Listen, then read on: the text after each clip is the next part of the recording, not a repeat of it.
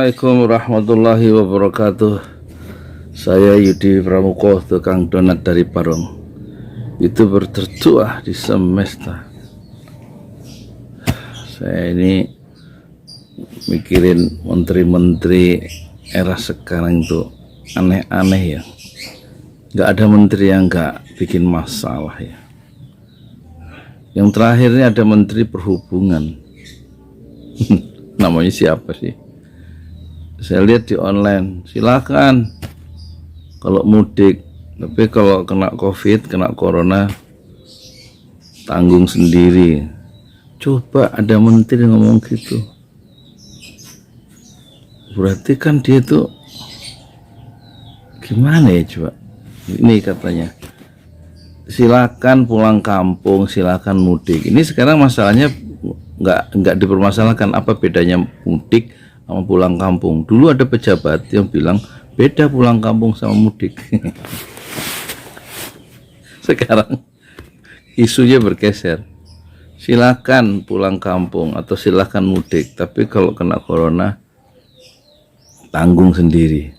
Coba menteri itu kalau ngomong gitu tuh ya, aku ya iso gak usah jadi menteri. Tuh, terus ada lagi menteri pendidikan, siapa sih namanya itu? Menteri pendidikan ya, dia menghilangkan frasa agama tuh dalam pendidikan nasional kita. Ribut ya Muhammadiyah ya.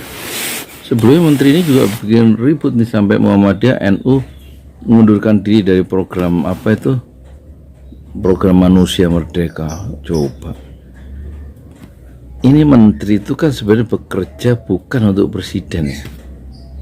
Menteri itu bekerja untuk rakyat sebenarnya. Di rakyatnya dibikin apa, gaduh karena ucapan menteri itu. Dulu menteri agama di era sekarang, menteri agama sebelum Yakut itu ya apa, yang menghadang radikalisme di apa, lewat kurikulum, mempersoalkan cadar, mempersoalkan celana cingkrang, ribut, gagah ya gagah. Sekarang diganti menteri yang agama yang udah tua itu, ganti sama yang muda, ribut lagi. Yang depannya, yang menteri agama yang baru ini loh, yang depannya Y, saya nggak mau sebut namanya ya, pokoknya depan huruf pertamanya itu Y, Yudi. Ribut, terlalu melindungi Syiah dan Ahmadiyah ya. Kata yang dulu, saya bukan menteri agama Islam, kata. Menteri untuk semua agama, ribut lagi. Kok ngomong gitu ya, nggak mutu ya. Yang tua sama yang muda sama-sama nggak mutunya menteri agama itu, ribut lagi.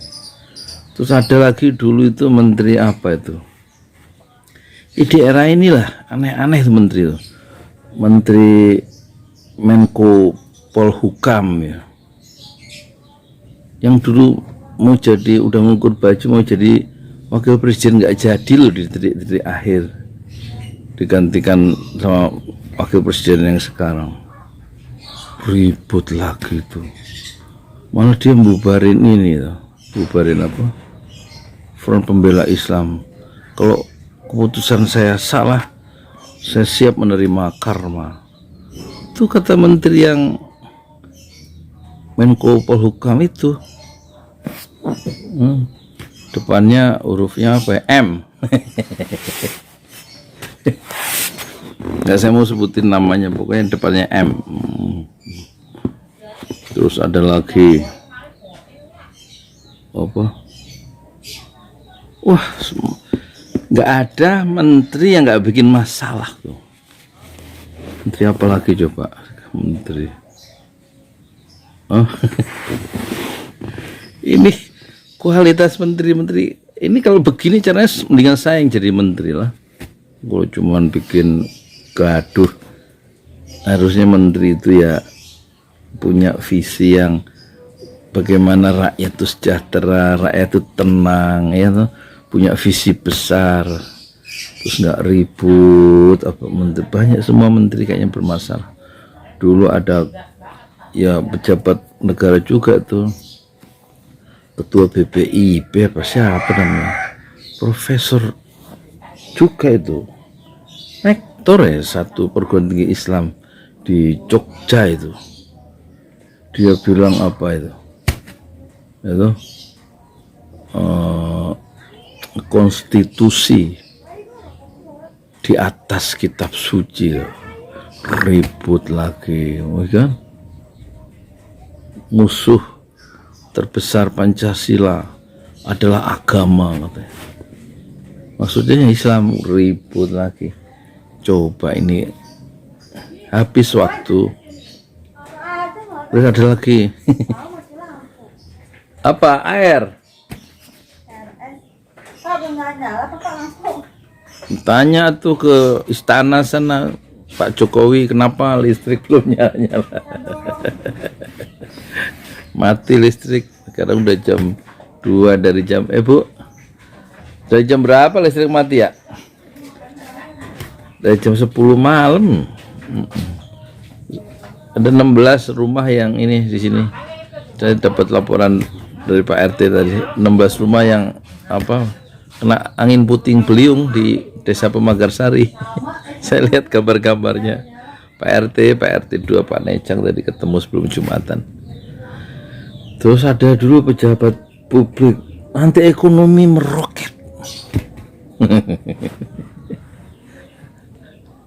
Pimpinan negeri ini loh meroket 8% lah. 5 tahun tuh 5% nggak naik-naik. Terus tahun ke-6 nyungsep. Minus. Terus sebelumnya apa lagi? Mobil SMK jadi mobil nasional. Sekarang kemana nggak tahu. Aduh, gimana sih ini politisi pejabat-pejabat inilah ya yang paling buruk di era saya hidup itu. Kepemimpinannya itu ya lemah itu. Apa bersahabat dengan Cina tapi dicaplok Cina tuh. Waktu bikin infrastruktur tuh ya besinya dari Cina, uangnya dari Cina. Bahan-bahannya dari Cina, tenaga kerjanya dari Cina, utangannya dari Cina. Lah terus ya buka lapangan pekerjaan untuk Cina loh. Aneh itu cara mengundang investasi itu kok semuanya dari luar gitu loh. Sementara kita penduduk muslim terbesar di semesta.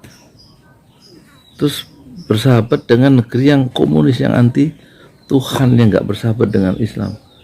Hanya di era sekarang nih. Coba, bukan soal pemerintahan nggak sah, tapi terus keputusannya keliru. Bikin susah rakyat. Mau dibuka, diciptakan 10 juta tenaga kerja. Lah sekarang kok pabrik-pabrik tutup, perusahaan-perusahaan tutup. Iya kan? Terus ya ada katanya 10 juta. Dulu kita salah sih katanya. Nggak cukup kritis 10 juta lapangan pekerjaan itu untuk siapa? Untuk Tiongkok yang kerja itu. Ribut lagi itu. Terus takut sama yang terakhir tuh ada orang kerumunan ditahan sampai 3 bulan tuh, kerumunan di Megamendung, di Puncak.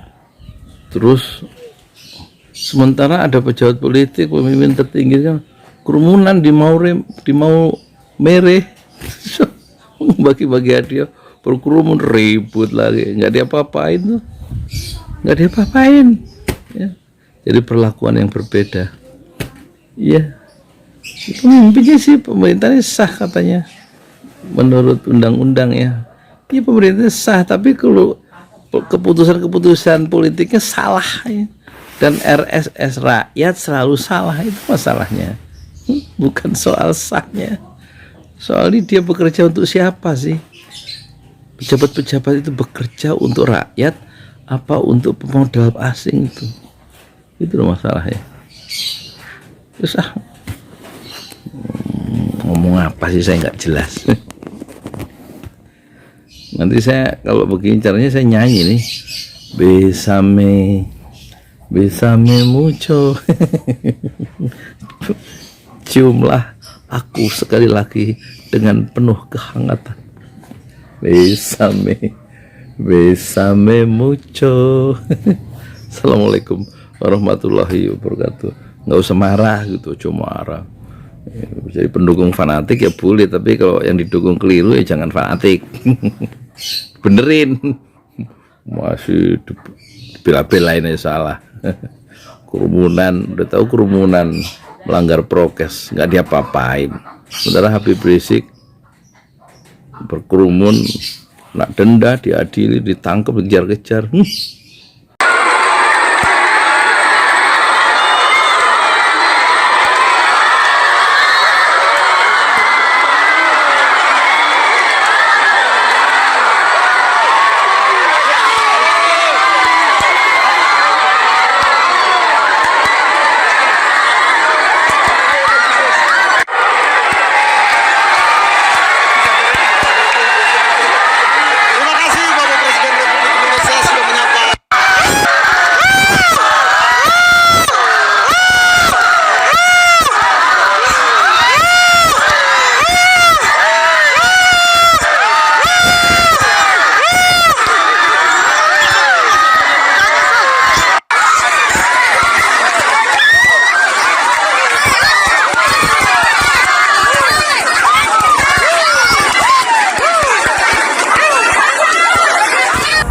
Karena potongan videonya itu viral di media sosial, supaya kita tidak salah konteksnya, kita putar lengkap bagaimana pernyataan Presiden Jokowi pada saat itu. Kali ini dalam penanganan COVID, saya ingin tegaskan bahwa keselamatan rakyat adalah hukum tertinggi.